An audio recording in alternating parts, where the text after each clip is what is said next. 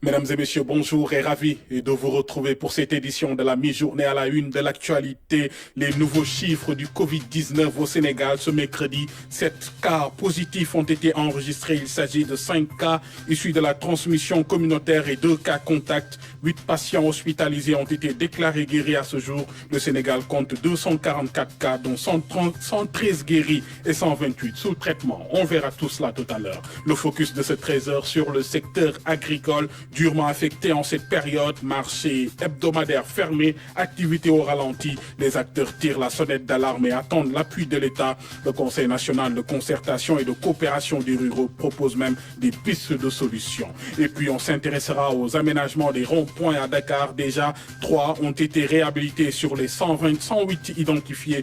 Le ministre de l'Hygiène publique a procédé à leur réception et le programme sera étendu à toutes les régions du Sénégal. On verra tout cela. Voilà pour les titres, mesdames et messieurs, bienvenue et merci de nous recevoir chez vous. On fait d'abord le point de la situation sur le Covid-19 au Sénégal ce mercredi. 7 nouveaux cas, dont 5 causés par la transmission communautaire, ont été enregistrés. 2 cas contacts suivis par les services de santé figurent parmi les 7. 8 patients ont aussi été guéris, a déclaré le directeur du cabinet du ministre de la Santé et de l'Action sociale, Aloïs Waly Diouf, que je vous propose d'écouter. Je vous fais lecture du communiqué numéro 38 du mercredi 8 avril 2020. Le ministère de la Santé et de l'Action sociale a reçu les résultats des examens virologiques ci-dessous. Sur 108 tests réalisés, 7 sont revenus positifs. Il s'agit de 2 cas contacts suivis par nos services et de 5 cas issus de la transmission communautaire. 8 patients hospitalisés ont été contrôlés négatifs et déclarés guéris. L'état de santé des patients hospitalisés est stable. À ce jour, 244 cas ont été déclarés positifs, dont 113 guéris, 2 décédés, 1 évacué et donc 128 sous traitement. Le ministère de la Santé et de l'Action sociale renouvelle à la population son appel au respect strict des mesures de prévention individuelles et collectives. Ce communiqué du ministère de l'Intérieur à présent, le gouvernement a relevé le développement de la contamination communautaire du Covid-19 à la suite des communiqués journaliers présentés par le ministre de la Santé et de l'Action sociale. En conséquence, le ministre de l'Intérieur a décidé par arrêté numéro 8622 du 7 avril 2020 de suspendre jusqu'à nouvel ordre la délivrance des autorisations spéciales de circuler sur l'étendue du territoire national, à l'exception de celles pour raison de maladie, pour transport de corps sans vie et pour raison professionnelle afin de réduire le rythme de progression de la maladie. À cet effet, les gouverneurs de la région et les préfets de département veilleront au respect de cette présente mesure faite à Dakar le 7 avril 2020, communiqué signé le ministre de l'Intérieur. Et on s'arrête justement sur les cas communautaires qui préoccupent les autorités. Si on s'attend à un arrêt des cas importés cette semaine en raison des frontières fermées, on redoute désormais la progression intercommunautaire de la maladie. Pour qu'un tel scénario soit évité, une plus grande prise de conscience des populations est attendue. Cas communautaire, un vrai cas, c'est une chronique signée Oumar Diaw. D'après les prévisions des spécialistes, en tenant compte de la période d'incubation généralement admise de 14 jours et de la fermeture des frontières, notamment aériennes, le flot des indésirables cas importés devrait tarir et être nul cette semaine. Ça, ce sont des prévisions théoriques comme dans toute surveillance épidémiologique. Mais cet espoir ne doit guère inciter au relâchement, occulter les inconnus et abaisser la vigilance. Car il n'existe pas de certitude scientifique absolue sur ce nouveau coronavirus, ce qui rend difficile la définition d'un intervalle de confiance autour de la valeur réelle du phénomène. Autrement dit, quelle est la fiabilité, la marge d'erreur de cette projection relative aux importations de cas? Ce qui par contre ne fait aucun doute est qu'en dehors de l'épicentre, l'évolution de la pandémie comporte en gros 3 étapes. Il y a le premier cas venu d'ailleurs, communément appelé patient zéro.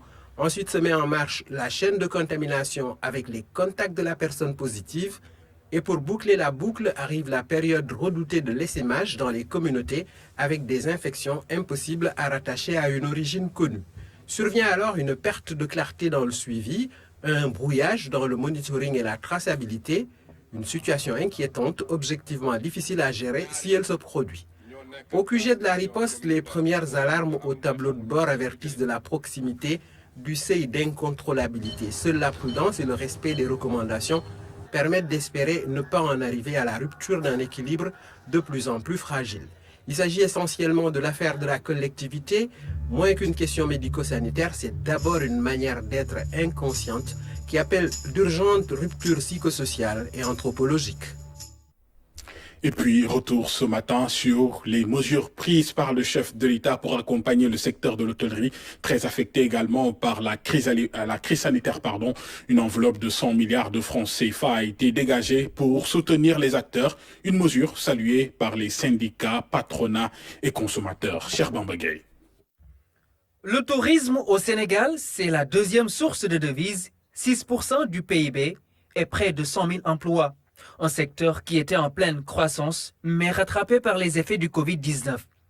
Mais le secteur est supporté par l'hôtellerie, indissociable au tourisme. Actuellement, ce sont près de 56 000 personnes en chômage technique.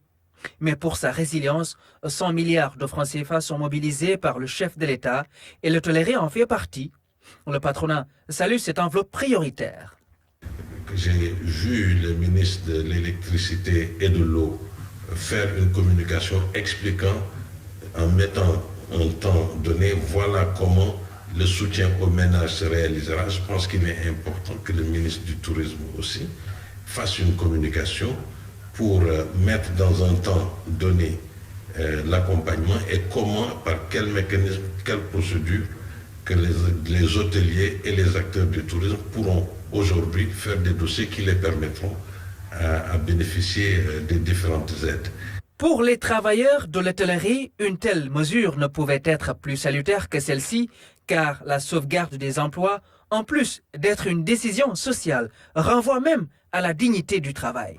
Le chef de l'État, en prenant une telle mesure, répond aux préoccupations du monde du travail.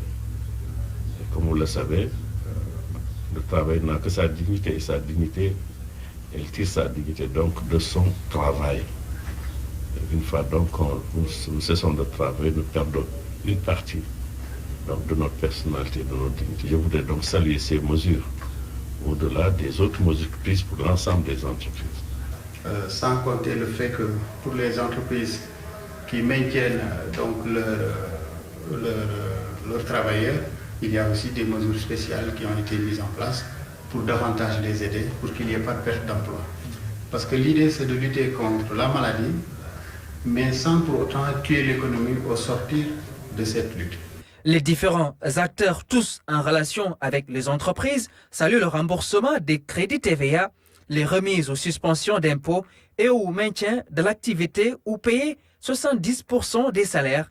L'entreprise, c'est la vie, et donc il est impétueux de procéder aux décisions vitales. Qui vont jusqu'au paiement de la dette intérieure, jusqu'au paiement des crédits de TVA et aussi les mesures autres fiscales à hauteur de 200 milliards dont effectivement le secteur aussi du tourisme pourra bénéficier. Donc et tous les reports de paiement de taxes que nous pouvons avoir enfin, pour le secteur du tourisme. Également vont permettre aux chefs d'entreprise de l'hôtellerie de comprendre que cette solidarité qui a été mise en place par le gouvernement du Sénégal à l'endroit des entreprises devrait être bien comprise parce qu'elle doit également en même temps, n'est-ce pas, étendre cette solidarité à l'endroit des travailleurs en essayant donc de les maintenir leur salaire ou au moins de maintenir le salaire, comme l'a dit le chef de l'État, à hauteur de plus de 70%. Parce que ce qui va se passer, c'est que si vous ne faites que lutter contre la maladie et que vous laissez tomber des pans importants de l'économie, demain, on aura une nouvelle maladie qui sera une maladie économique.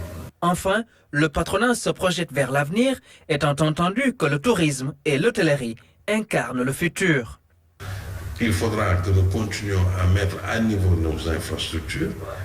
Il faudra à niveau que nous fassions tout ce que nous devons faire par ailleurs, continuer à maintenir notre ville et notre pays propre, continuer à rendre notre pays attractif pour que, sortis de cette crise, que nous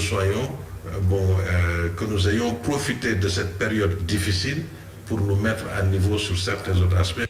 Ils sont tous donc unanimes à saluer les mesures prises par le chef de l'État pour accompagner le secteur du tourisme et de l'hôtellerie, pourvoyeur de croissance pour un Sénégal émergent avec une destination Sénégal au plus haut niveau.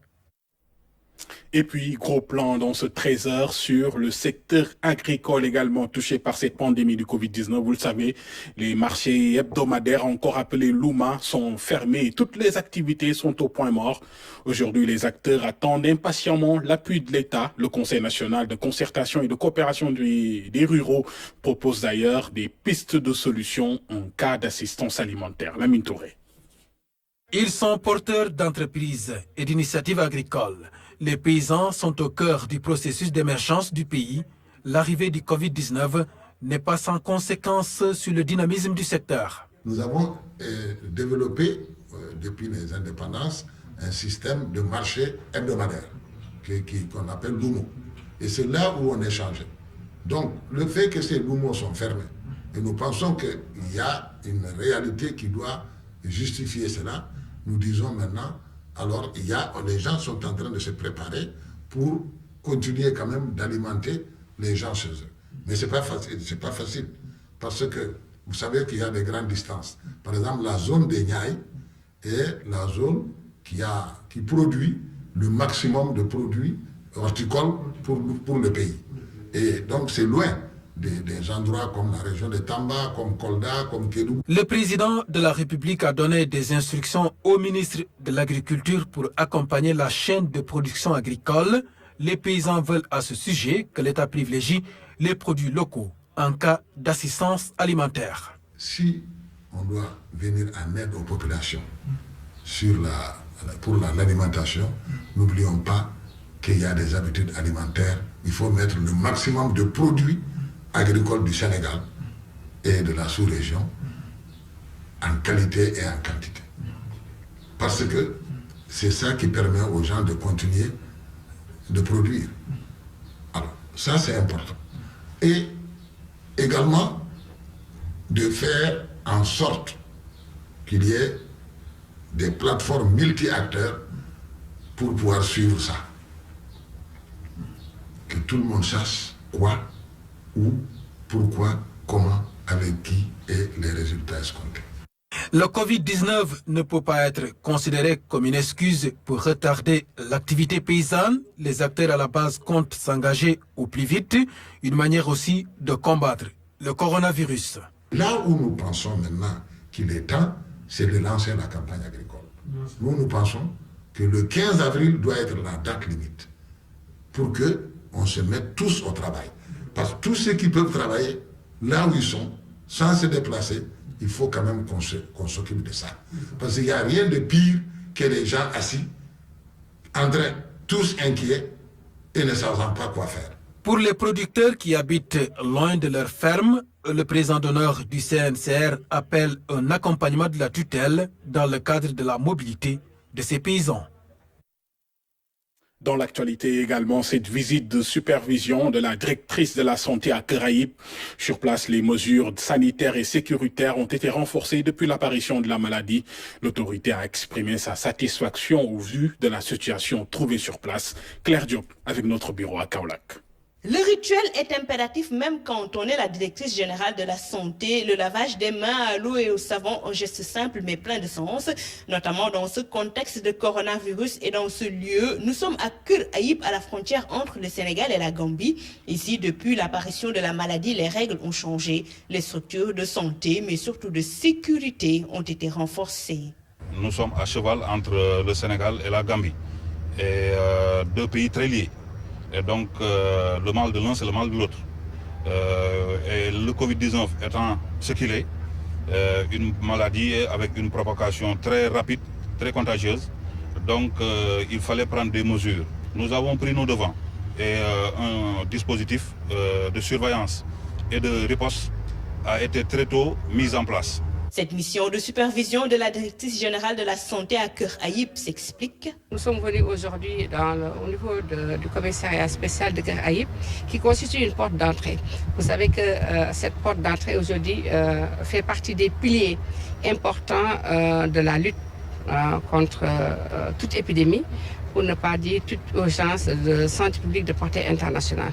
Donc au Sénégal, il y a plusieurs portes d'entrée, mais nous avons identifié des portes d'entrée spécifiques. Portes d'entrée spécifiques car ici le trafic est dense avec plus de 3000 mouvements enregistrés au quotidien. Depuis l'entrée en vigueur des nouvelles mesures, presque plus de mouvements. Des réajustements ont été apportés pour diminuer au mieux les risques de contamination. Nous avons vu qu'au niveau des box, ça se comporte comme le système aérien. Tout est sécurité ici. Et dans la sécurité également, vous avez la sécurité sanitaire. C'est pourquoi on a décidé quand même, dans nos supervisions, de venir voir ce qui se passe. Quel a été le dispositif? Vous voyez donc, il y a le lavage des mains qui continue, malgré donc que le trafic soit réduit, mais également la sensibilisation. La multisectorialité est de mise. Les forces de défense et de sécurité sont mises à contribution dans cette lutte et ils occupent une place prépondérante dans le dispositif. La délégation a pour l'occasion visité le poste de santé de Keur Ayib. Ici aussi, de nouvelles mesures sont mises en place. Toujours au sud du pays, dans les zones frontalières, de dispositifs de lutte contre le Covid-19 est aussi renforcé. Les départements de Sédhiou et Bounkiling ont reçu des kits de lavage des mains, du savon et de l'eau de javel. Un appui d'Abdoulaye Diop, ministre de la Culture et de la Communication. Kaltoum Gueye avec notre bureau à Ziguinchor. Des kits de lavage des mains, du savon, de l'eau de javel et des denrées alimentaires. Un appui au département de la région qui vient renforcer le dispositif déjà mis en place à Sédhiou. La porte d'entrée de la Casamance, il faut le dire, c'est le département de Bounkiling avec la Gambie. Et au niveau de Sénobas, effectivement, la frontière est fermée. Mais avant la fermeture, nous avions donc un système de lavage des mains, mais aussi de détection de la température des voyageurs, à l'aller comme au retour, qui est opérationnel sur le terrain.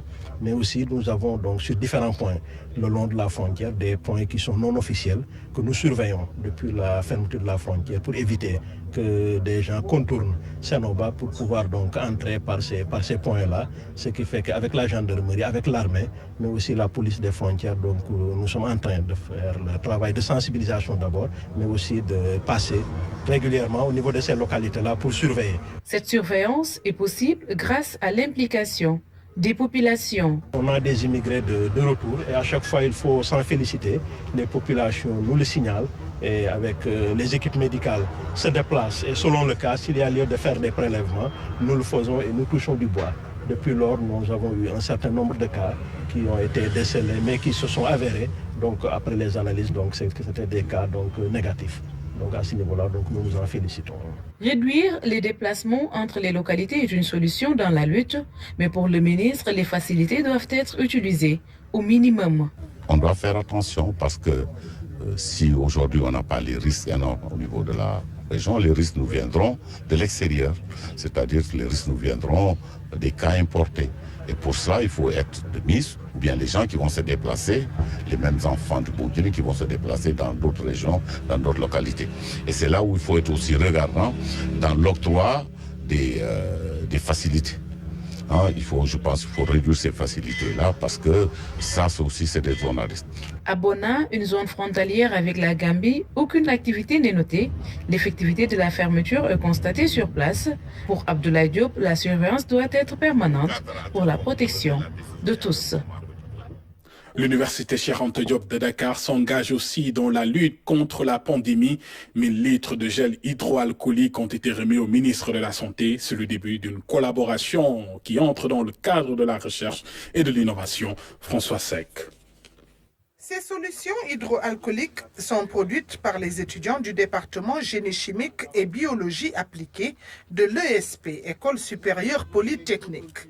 Ce premier acte d'une série d'appuis de la communauté universitaire va se poursuivre. C'est une initiative de l'ESP sur proposition du ministre de l'Enseignement supérieur. Ils ont mis à notre disposition du gel hydroalcoolique dans un conditionnement, dans plusieurs types de conditionnement. Un conditionnement de 500 millilitres, de 5, 10, 20 litres et avec aujourd'hui une capacité de production mise en place de 3000 litres par jour. J'en ai parlé avec mon collègue de la santé qui a pris la décision de renforcer ces équipes et que l'on puisse améliorer les capacités de production pour les porter à 6 000 voire 9 000 multipliés par 2 ou par 3. La fabrication de respirateurs et de distributeurs automatiques de gel est en cours. Des initiatives qui prouvent que l'université compte jouer pleinement son rôle de recherche, d'innovation et de service à la communauté. La recherche doit servir à l'action, la recherche doit servir au développement. Et aujourd'hui, de tous les dons que nous avons reçus, celui-là est le plus illustratif de la bonne corrélation qu'il doit y avoir entre l'université et ce que nous faisons. Vous nous donnez là l'opportunité de dire que c'est possible et de mettre à l'échelle. Faire en sorte que, en relation avec l'ESP, nous puissions travailler à feu continu pour que, au niveau des postes de prestation de santé les plus reculés, qu'on puisse disposer de tout ce qui est gel hydroalcoolique. Et je suis persuadé que les Sénégalais et le Sénégal peuvent être fiers de ce que son université est en train de faire parce que c'est une véritable recherche appliquée, mais appliquée dans un secteur qui en a réellement besoin. La collaboration entre ces deux entités devrait aboutir à la mise en place d'un observatoire multidisciplinaire pour capitaliser les expériences et suivre l'évolution du Covid-19. Et puis, les volontaires du service civique national montent au front dans la riposte contre le Covid-19. Avec des jeunes des Guédiawaye, ils ont opéré dans les secteurs des Parcelles Assainies. Avant de descendre sur le terrain, ces volontaires ont reçu une formation sur différents aspects de la maladie. Celle-ci a été assurée d'ailleurs par le service national d'éducation pour la santé. Nous dit Oumar Diaw. L'hôtel communal des Parcelles Assainies est plutôt calme et désert en ce jour. Le maître des lieux, par le geste soigné qu'il fait, s'apprête à monter au front, à en juger par la rhétorique employée. La guerre, pour la gagner, il faut gagner la bataille de la prévention. C'est important pour nous, avec le comité de veille et d'alerte. 12 000 parcelles, 20 quartiers, une demi-douzaine d'équipements marchands et une gare routière. La commune des Parcelles Assainies abrite une population importante. C'est une grande commune. C'est presque plus de 300 000 âmes qui vivent. Donc c'est important que nous soyons sur le terrain. Et être sur le terrain, c'est avant tout être sur ses gardes. Depuis bi feebar bi amee ba léegi daanaka amul benn sensibilisation bu am ci marché yi à part ñun délégués yi ñoo ci dugg. Les gens ignorent ce qui se passe dans ce pays. La maladie, elle est très dangereuse, très dangereuse. Ce soldat n'a comme arme qu'un flacon de gel antimicrobien. Il fait partie de l'encadrement des volontaires du service civique national. C'est essentiellement les volontaires de l'agriculture qu'on appelle communément les vagris et aussi les volontaires d'appui aux communes qu'on appelle les VAC. À ces volontaires du SCN s'ajoutent 25 jeunes issus du CEDEPS de Guédiawaye. Cette action est le résultat d'une collaboration entre le ministère de la Jeunesse et celui de la Santé à travers le SNEPS. Avec leur sens civique, comme son nom l'indique, et également leur sens de citoyenneté, ils ont accepté vraiment de mettre à la disposition du ministère de la Santé et de l'Action sociale près de 150 volontaires. Ce partenariat, nous sommes très motivés à le dérouler parce que nous comprenons la gravité de la situation. Avant leur déploiement sur le terrain, une formation pour la mise à niveau des volontaires sur la maladie a été organisée. Un briefing dirigé les militaires. Les 14 régions du pays sont concernées par cette activité hautement citoyenne. Le reportage de ce 13h à présent, il s'intéresse au programme des radios et télévisions en cette période. La sensibilisation est au cœur des contenus, des éditions spéciales, des nouvelles émissions et rubriques voient ainsi le jour. Objectif, accompagner les autorités sanitaires dans la lutte contre le Covid-19. C'est un reportage signé Saliosek.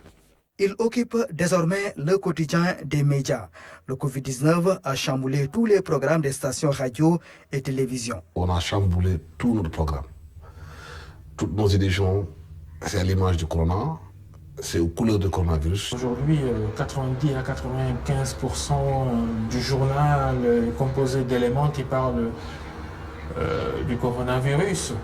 Aux émissions habituelles qui traitent des questions sanitaires, d'autres rubriques viennent s'ajouter pour mieux sensibiliser les populations. On a question de santé avec Maria Mamane, on a Allo Sage-Femme aussi avec Kodou Biaye. N'empêche, d'autres émissions parlent de cette maladie, du coronavirus. Des éditions spéciales sont proposées durant toute la journée pour expliquer aux Sénégalais l'importance de respecter les règles d'hygiène. Matinale, et aujourd'hui, pendant 2 heures le matin, de 7 heures à 9 heures, nous avons une émission en Wolof, interactive, où nos correspondants interviennent. Nous invitons les autorités qui sont impliquées dans la lutte contre le coronavirus. Nous invitons des experts aussi qui viennent donner leur point de vue, comment sensibiliser la population. Et nous avons voulu faire des émissions pédagogiques, aller vraiment au bas de l'échelle, expliquer aux gens c'est quoi la maladie, se laver les mains, en quoi se laver les mains est important. On insiste beaucoup sur une mesure préventive, les gestes barrières. Il ne faut pas rigoler avec, on le rappelle toute la journée. Dans les éditions d'actualité, de nouvelles rubriques sont intégrées pour parler de la pandémie. Il y a ce qu'on appelle chez nous à RFM Coronews.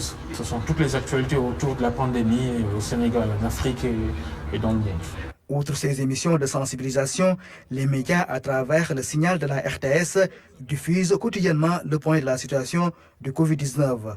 Nous faisons du direct pour le point de la situation du coronavirus. Et en dehors de ce point, nous enregistrons pour diffuser dans les éditions, la rédaction donc, ensuite dans les programmes aussi. On reprend tous les jours le point que le ministère fait avec la RTS. Nous sommes en contact avec des médecins qui sont là-bas pour les interviewer, pour les appeler. Pour éviter la propagation du virus, des dispositions sont prises. On a réduit au maximum les effectifs. Avec une présence essentielle, le reste est à la maison.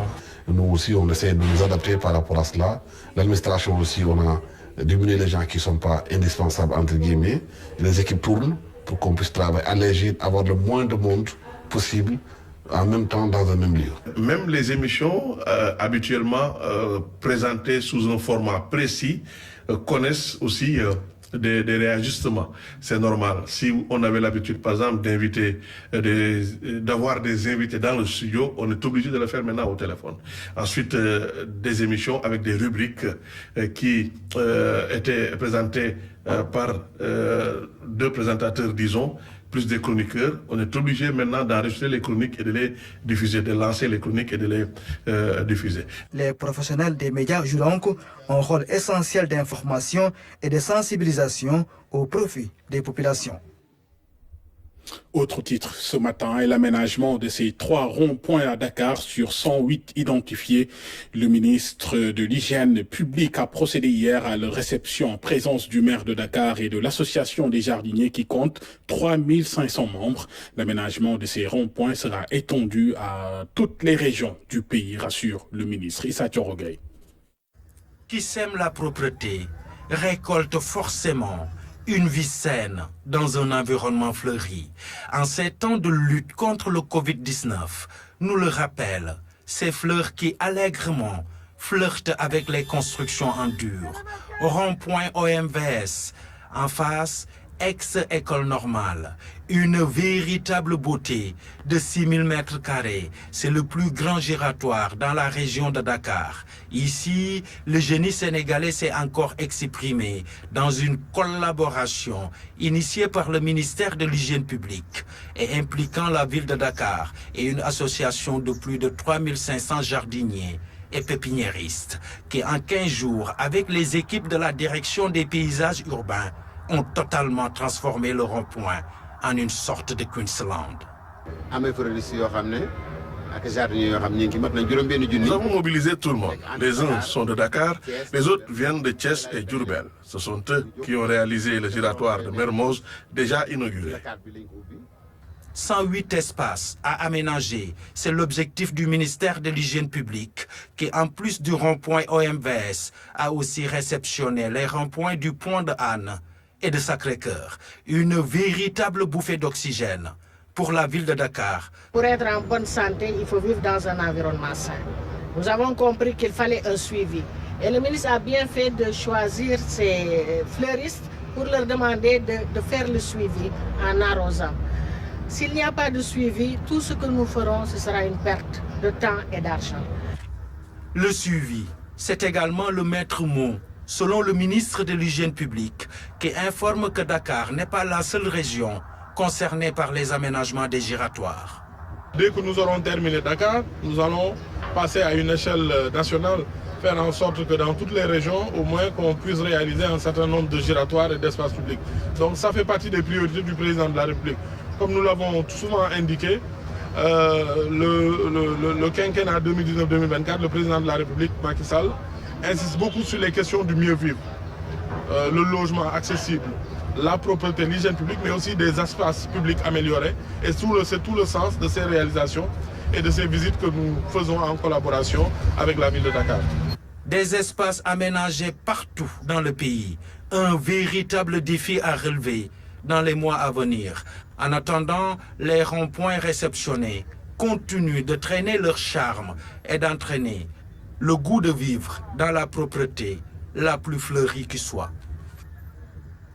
Le Covid-19 pour finir qui ne semble pas perturber certains malfaiteurs comme ces trafiquants pris avec 240 kg de chanvre indien, dissimulés dans un camion-citerne. 4 personnes ont été interpellées par la gendarmerie, nous dit Moussa Mané. Le premier lot du chanvre indien a été convoyé dans ce véhicule particulier. Il a été intercepté suite à une patrouille de la brigade de proximité de Malicounda. Après avoir fouillé le véhicule, ils ont retrouvé 6 sacs contenant du chanvre indien estimé à 180 kg. Les renseignements obtenus ont permis de découvrir que le produit a été livré par un camion-citerne qui se trouverait dans le secteur de compétence de la compagnie de gendarmerie de Mbour. Une course contre la montre est déclenchée pour retracer le circuit de la marchandise. C'est ainsi que le commandant de la compagnie de Mbour a mis en action la communauté des brigades de la Petite Côte. Des efforts couronnés de succès. Avec 240 kg de chanvre indien dissimulés dans la citerne et aussi d'interpeller 2 personnes qui étaient à bord. Au total, cette opération a permis de saisir environ une demi-tonne de chanvre indien, de saisir aussi un véhicule particulier, un camion-citerne et d'interpeller au total 4 personnes. Dans un contexte d'état d'urgence assorti de couvre-feu, la gendarmerie nationale de Mbour continue d'assurer ses missions régaliennes. Entre autres, la lutte contre le grand banditisme, les trafics de tout genre. Ainsi va l'actualité de ce mercredi après-midi, mesdames et messieurs. Merci de nous avoir suivis. Merci de votre attention et de votre fidélité. L'information, je vous le rappelle, continue sur rts.sn et sur live.rts.sn. Je vous souhaite une très bonne journée et un bon appétit, si vous êtes à table, bien sûr.